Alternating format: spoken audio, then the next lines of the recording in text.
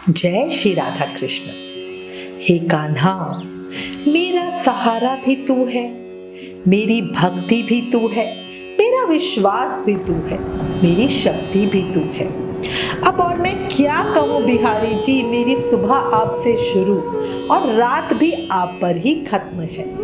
बोलो बांके बिहारी लाल की जय, मोर मुकुट बंसी वाले की जय, वृंदावन बिहारी लाल की जय। देखो, एक बात मैं हमेशा कहती हूँ, कान्हा के सामने, बिहारी जी के सामने सच्चे दिल से एक बार समर्पण करो और फिर देखो वो कैसे आपका हाथ थामते हैं, कैसे आपको अपनी गोदी में उठाते हैं। इसी में आज आपको एक बहुत महान भक्त के जीवन प्रसंग को बताती हूँ। देखो, अकबर की पत्नी जोधाबाई के बारे में तो आपने काफी सुना और पढ़ा होगा, लेकिन शायद ही कभी अकबर की उस पत्नी के बारे में सुना होगा जो मुसलमान थी, लेकिन कृष्ण की ऐसी दीवानी थी कि स्वयं कान्हा को उन्हें दर्शन देने के लिए आना पड़ा। मुगल महिला होते हुए भी श्री कृष्ण की वो अनन्य भक्त थी। उनका विश्वास था ईश्वर एक है। अकबर की इस पत्नी का नाम था ताज बीवी। कई जगह ऐसा भी सुनने को मिलता है कि ये अकबर नहीं, जहांगीर की बीवी थी। इनकी समाधि आज भी ब्रज भूमि की रमन रेती से लगभग 2 किलोमीटर की दूरी पर है और कृष्ण भक्ति की गाथा कह रही है। अब आपको इनके जीवन के कुछ प्रसंग बताती हूँ। ये भक्त शिरोमणि है और हमेशा कहती हूँ, भक्तों के चरित्र सुनने से भक्ति मजबूत होती है, जीवन में प्रेरणा मिलती है और विश्वास बढ़ता है। ताज बीबी श्री बांके बिहारी जी महाराज की परम भक्त थी। इनका जन्म 17वीं शताब्दी में हुआ था। ताज बीबी के पिता का नाम पदम खान था। ताज बीबी का विवाह बादशाह अकबर के साथ हुआ था।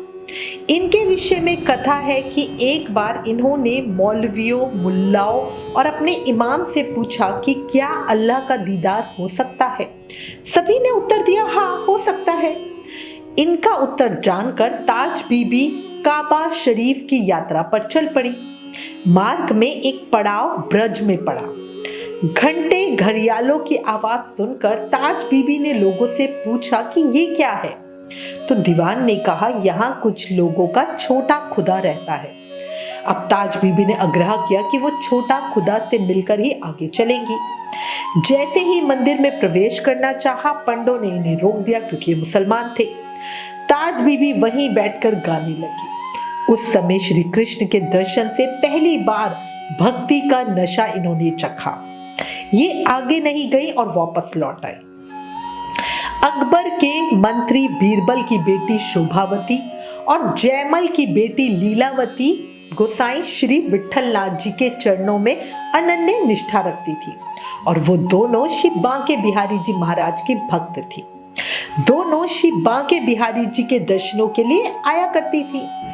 लीलावती और शोभावती ताज बीबी के पास आया जाया करती थी और इससे ताज बीबी को सत्संग और श्री बांके बिहारी जी महाराज के चरित्र सुनने का अवसर मिलता था, जिससे ताज बीबी के दिल में श्री बांके बिहारी जी महाराज के प्रति श्रद्धा प्रकट हो गई थी। बीरबल की बेटी शोभावती जब ताज बीबी से मिलने जाती तो अक्सर वृंदावन और गोसाई श्री विठलनाथ जी की चर्चा किया करती, उनकी बातें बताया करती। शोभावती ने ताज बीबी को ब्रजधाम और गोसाई श्री विठलनाथ जी की इतनी महिमा बताई कि ताज बीबी को ब्रजधाम और गोसाई श्री विठलनाथ जी के दर्शनों की लालसा होने लगी। बादशाह अकबर के दिल में गोसाई श्री विठलनाथ जी के प्रति बहुत श्रद्धा थी और वो गोसाई जी के दर्शनों के लिए समय समय पे गोवर्धन जी जाया करते थे। एक बार ताज बीबी अकबर से अनुमति लेके गोसाई जी के दर्शन करने गोवर्धन जी गई। गोसाई जी के दर्शन कर ताज बीबी कुछ समय के लिए गोवर्धन में ही रुक गई और गोसाई जी के सत्संग में भाग लेने लगी। ताज बीबी ने ब्रज में अनेक लीला स्थलियों और मंदिरों के दर्शन किए। ब्रज धाम के लता कुंजों का दर्शन कर ताज बीबी का मन ब्रज से बाहर जाने को नहीं करता था, लेकिन फिर भी अकबर के आदेशानुसार कुछ दिनों बाद वो वापस दिल्ली लौट आए। ताज बीबी ब्रज से लौट तो आई, लेकिन उनका मन ब्रज में ही रमन कर रहा था वो मुख से श्री कृष्ण का नाम जप करने लगी। ताज बीबी ब्रज से श्री कृष्ण का एक चित्र अपने साथ लाई थी, जिसको पुष्प और फल अर्पण करके वो इनकी सेवा करती थी। ताज बीबी श्री कृष्ण के रूप में आसक्त होने लगी और हर समय विचार करती कि कैसे ब्रज धाम का उन्हें अखंड वास मिल जाए। अगर बादशाह अकबर से इसकी अनुमति मांगो तो वो तो मना कर देंगे, वो ऐसा सोचा करती थी। ऐसा विचार करके एक समय ताज बीबी गोसाई जी के दर्शन करने गोवर्धन जी गई। गोसाई जी के दर्शन कर ताज बीबी ने गोसाई जी से कहा, महाराज ऐसी कृपा कीजिए कि मेरे पति मेरे मन की इच्छा को पूरा कर दे। गोसाई जी ने कहा, अपने पति के हर आदेश का पालन करो, तुम्हारी मन की इच्छा भी जरूर पूरी होगी। अब गोसाई जी की बात को सर माथे कर ताज बीबी दिल्ली लौट कर आई और अकबर के हर आदेश का बड़ी दृढ़ता के साथ पालन करती। एक दिन अकबर ने विचार किया कि ताज बीबी मेरी हर आज्ञा इतने दिल से मानती है, मुझे भी इनकी इच्छा पूरी करनी चाहिए। और ऐसा सोचकर अकबर ने ताज बीबी से पूछा, बताओ तुम्हारी क्या इच्छा है। अब ताज बीबी ने जब ये सुना तो उन्होंने मन में सोचा कि अगर मैं ब्रजवास मांगू तो अकबर मुझे मना कर देंगे। इसलिए ताज बीबी ने कहा कि महाराज मुझे आगरा के महल में निवास करना है, मुझे आगरा भेज दीजिए। अकबर इस बात के लिए खुशी खुशी मान गए और ताज बीबी को यमुना के रास्ते नाव से आगरा भेज दिया। आगरा ब्रज की सीमा पर ही स्थित है, इसलिए ताज बीबी अब अक्सर गोवर्धन जी, गोकुल, वृंदावन, बरसाना आदि स्थानों के दर्शनों के लिए जाती रहती थी। ताज बीबी गोसाई जी का सत्संग भी सुनने के लिए आया करती थी। वो सत्संग में जिस लीला को सुनती उसी का पूरा दिन चिंतन करती रहती, उसी में डूबी रहती। अब ताज बीबी का दिल श्री कृष्ण विरह में जलने लगा और वो श्री कृष्ण के दर्शनों के लिए रोती रहती। ताज बीबी की वेशभूषा भी बदल गई थी। अब वो मुसलमान रानियों की तरह नहीं रहती थी, बहुत सादे लिबास में रहती थी। एक दिन बादशाह अकबर आगरा आए। आगरा में अकबर की दूसरी पत्नियों ने अकबर से ताज बीबी की शिकायत की और कहा, ताज बीबी तो बिल्कुल बदल गई है, उनकी वेशभूषा भी बदल गई है। कलाम कुरान छोड़कर वो श्री कृष्ण का चित्र दिल से लगा के बस रोती रहती हैं और हर समय कृष्ण कृष्ण जपती रहती हैं। उन्होंने खाना पीने में भी बहुत बदलाव आ गया है। आप ताज बीबी का ध्यान दीजिए, वरना कल को बदनामी होगी। अब सारी बीवियां ऐसे बादशाह को भड़काने लगी। बादशाह अकबर ने जब रानियों से ताज बीबी की बातें सुनी तो वो दिल से खुश हुए, वो बहुत प्रसन्न थे। अकबर ने ताज बीबी को कुछ नहीं कहा और किसी चीज के लिए रोका भी नहीं। ताज बीबी की दासी ने ताज बीबी को बताया कि आपके विरोध में सारी रानियां अकबर जी से आपकी शिकायत कर रही हैं।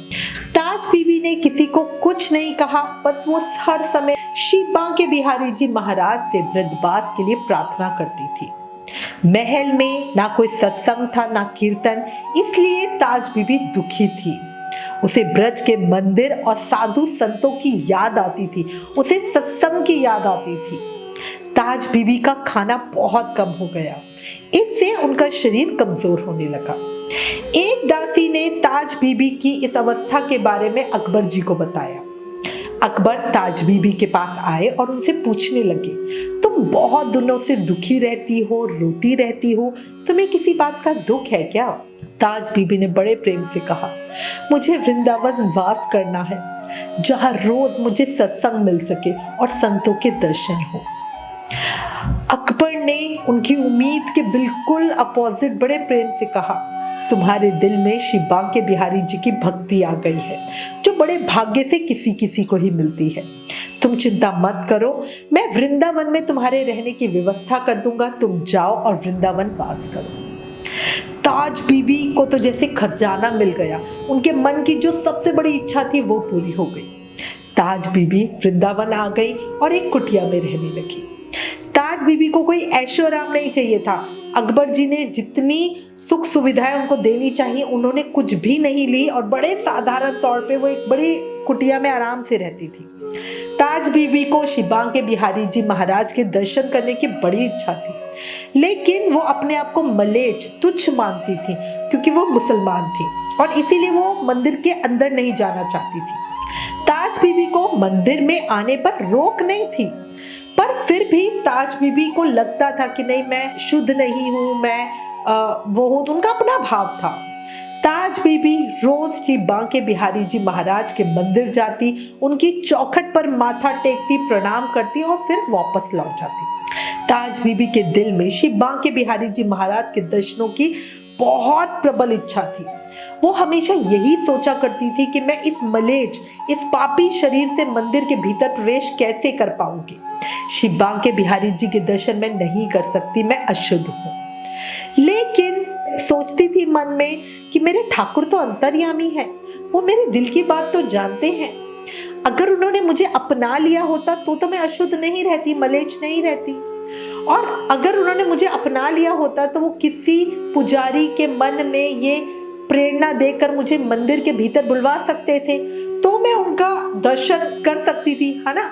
और ऐसे ही विचार वो रोज करती थी और द्वार पर आती थी, चौखट पे माथा टेकती थी और अपनी कुटिया में लौट जाती थी। ऐसा करते करते उनको बहुत दिन हो गए, लेकिन कभी किसी पुजारी ने उसे मंदिर में भीतर नहीं बुलाया। एक दिन ताज बीबी श्री बांके बिहारी जी मंदिर आई, चौखट पे माथा टेका और उनको कुछ गुस्सा कह लो, क्योंकि देखो जिससे हम सबसे ज्यादा प्रेम करते हैं ना, गुस्सा भी उसी पे ही होता है। और वो बिहारी जी महाराज से लड़ने लगी और कहने लगी, आप तो दया के सागर हो, फिर मुझ पे दया क्यों नहीं करते, मुझसे ऐसी निष्ठुरता क्यों? क्या मैं आपके दर्शन नहीं कर सकती? और अगर आपको लगता है कि मैं आपके दर्शनों के लायक थी तो मैं अब आपके मंदिर कभी नहीं आऊंगी। जब तक आप स्वयं आकर दर्शन नहीं दोगे तब तक मैं अंजल भी ग्रहण नहीं करूंगी, क्योंकि अगर मैं पापी हूँ, आपके दर्शनों के लायक नहीं हूँ, तो इस शरीर को भी खत्म होना चाहिए। और ठाकुर जी से ऐसा कह के ताज बीबी अपनी कुटिया पे लौट आई। 3 दिन उन्होंने कुछ नहीं खाया, अन्न जल कुछ ग्रहण नहीं किया, शरीर एकदम सूख के काटा हो गया। लेकिन वो श्री बिहारी जी महाराज को याद करती रही, रोती रही। मध्य रात्रि में ताज बीबी को बड़ी जोर से दर्द होने लगा। उसी समय उन्होंने एक गंभीर वाणी सुनी, ताज देखो, मैं तुम्हारे लिए भोजन और जल लाया हूं। ताज बीबी ने देखा तो पूरी कुटिया में नीला प्रकाश फैला हुआ था और उसमें नीलमणि श्री बांके बिहारी जी महाराज स्वयं भोजन और जल लिए सामने खड़े थे। श्री बांके बिहारी जी महाराज के दर्शन करते ही ताज बीबी को तो एकदम मूर्छा आ गई, वो बेहोश हो गए। श्री बांके बिहारी जी महाराज भोजन और जल को वहीं रखकर अंतर्ध्यान हो गए। जब ताज बीबी की मूर्छा गई तो वो सोचने लगी कि क्या मैंने कोई सपना देखा था, ये वाकई सच था। पूरी कुटिया महक रही थी एक दिव्य सुगंध से। जब ताज बीबी ने भूमि पर देखा तो वहीं भोजन की थाली और जल की झारी रखी हुई थी, जो ठाकुर जी के हाथों में उन्होंने देखी थी। ताज बीबी उस समय समझ गए कि ठाकुर जी सच्ची में आए थे, ये कोई स्वप्न नहीं है। ताज बीबी ने सोचा कि मेरे प्रण के कारण ही ठाकुर जी को आधी रात में यहाँ स्वयं आने का कष्ट करना पड़ा, और ये सोच सोच के उनको बहुत पश्चाताप हुआ। अपने आप को फिर वो धीरज दे रही थी कि वही तो हमारे प्यारे हैं, वो हमें नहीं संभालेंगे तो कौन संभालेगा। ताज बीबी ने ठाकुर जी का प्रसाद ग्रहण किया। प्रसाद का ऐसा स्वाद ताज बीबी ने जीवन में कभी अनुभव नहीं किया था। उनका शरीर रोमांचित हो रहा था, सारे रोंगटे खड़े हो गए थे और उनके दिल में एक नवीन उत्साह भर रहा था। अगले दिन सुबह श्री बांके बिहारी जी के मंदिर में पुजारी गण ठाकुर जी के भोग की थाल और जल की झारी खोजने लगे, लेकिन वहां किसी को भी वो नहीं मिली। मंदिर के पुजारी गण बहुत हैरान थे कि मंदिर तो बंद था, तो भोग की थाल और जल की झारी कैसे गायब हो गई, कुछ चुरा तो सकता नहीं। और दूसरी तरफ कुटिया में ताज बीबी ने भोग की थाली और जल की झारी को अच्छे से बढ़िया से मांज कर दासी के हाथों में दिया और वापस मंदिर भिजवा दिया। दासी भोग की थाली और जल की झारी लेके मंदिर पहुंची तो मंदिर के पुजारी तो हैरान ही रह गए। उन्होंने दासी से पूछा कि तुमको भोग की थाली और जल की झारी कैसे मिली? तो दासी ने कहा, महारानी ताज बीबी ने ये भिजवाई है। पुजारीगण ताज बीबी के पास स्वयं गए और ताज बीबी से पूछने लगे कि भोग की थाल और जल की झारी आपके पास कैसे आई? तो ताज बीबी ने सारी बात बता दी। पुजारीगण ताज बीबी के भाग्य की सराहना करने लगे और ये बात धीरे धीरे पूरे ब्रज मंडल में फैल गई। दूर दूर से लोग ताज बीबी के दर्शनों के लिए आने लगे, जिससे ताज बीबी को भजन में थोड़ा कष्ट होता था, क्योंकि जो भी सिद्ध होगा ना उसको ऐसा लगता है कि मेरे भजन में विघ्न पड़ रहा है। कुछ दिनों के बाद ताज बीबी यमुना पार करके गोकुल महावन में चली गई और अपने जीवन का बचा समय वहीं पे निकाला। ताज बीबी ने गोकुल महावन में ही देह त्याग कर गोपी स्वरूप में श्री बांके बिहारी जी महाराज की लीलाओं में वो सम्मिलित हो गई। यहीं पर ताज बीबी की समाधि भी है, कभी जाओ तो दर्शन जरूर करना। बोलो बांके बिहारी लाल की जय, भक्त और भगवान की जय, मेरे मोर मुकुट बंसी वाले की जय, भक्त की चिंता करने वाले नंदलाल की जय, मेरी सुध लेने वाले मेरे श्री गिरधर गोपाल की जय। जय हो जय हो जय हो। हाथों में फल फूल नहीं, प्रभु आंखों में आंसू लाई हूँ, जैसी भी हूँ प्रभु आपकी हूँ, आपके श्री चरण कमलों में मैं आई हूँ। भटक भटक कर हार गई हूँ प्रभु, कदम कदम ठुकराई गई हूँ, अपने श्री चरणों से लगा लो मुझे कन्हैया, मैं बस आपकी शरण में आई हूँ। बोला बांके बिहारी लाल की जय, मोर मुकुट बंसरी वाले की जय। अगर भक्त के प्रेम और बिहारी जी की कृपा की इस सत्य घटना ने आपके दिल को छुआ, आंखें नम हुई, शरीर में कंपन हुआ, दिल की धड़कन बढ़ी, तो प्लीज इस वीडियो को ज्यादा से ज्यादा शेयर करें। Please like share and subscribe. हमें आपके साथ और सपोर्ट की बहुत जरूरत है। प्लीज अपना साथ हमें दें, तभी भक्ति में प्रगति होगी। राधे राधे।